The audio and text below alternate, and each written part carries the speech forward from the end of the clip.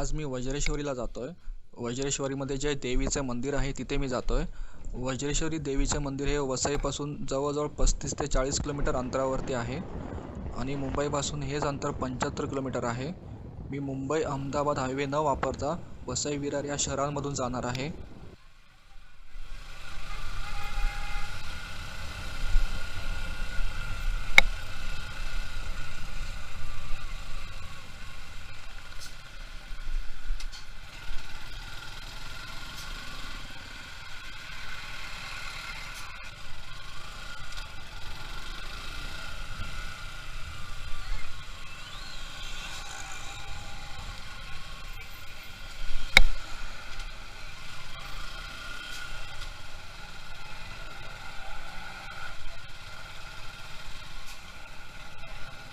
आता तुम्ही समोर जे मंदिर बघताय ते जीवदानी मातेचं मंदिर आहे. जीवदानी मातेचं मंदिर हे विरारमध्ये आहे.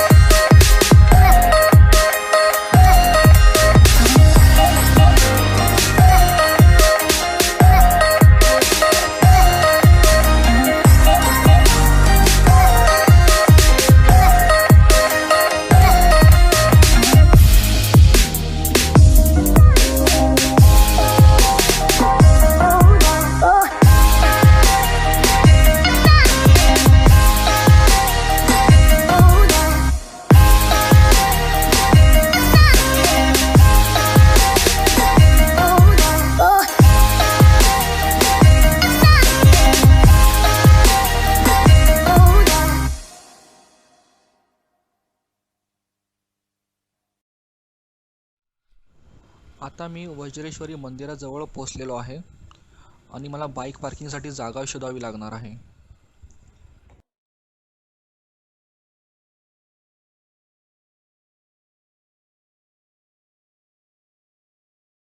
मित्रांनो, तुम्हाला आता मी वज्रेश्वरी मंदिराच्या मागचा थोडासा इतिहास सांगतो.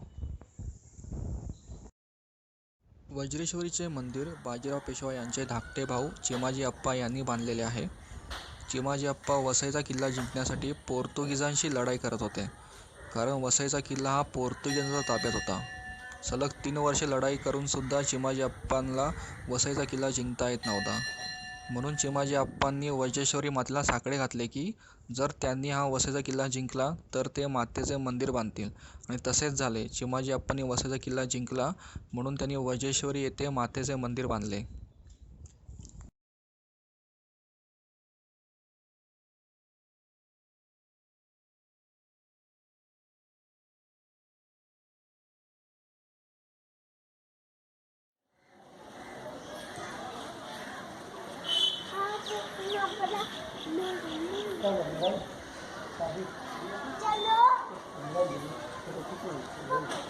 मित्रांनो, आता मी जातोय उसगाव डॅमला. उसगाव डॅम वसईवरून 26 किलोमीटर अंतरावरती आहे आणि वसईवरून इथे पोचायला जास्तीत जास्त अर्धा तास लागतो.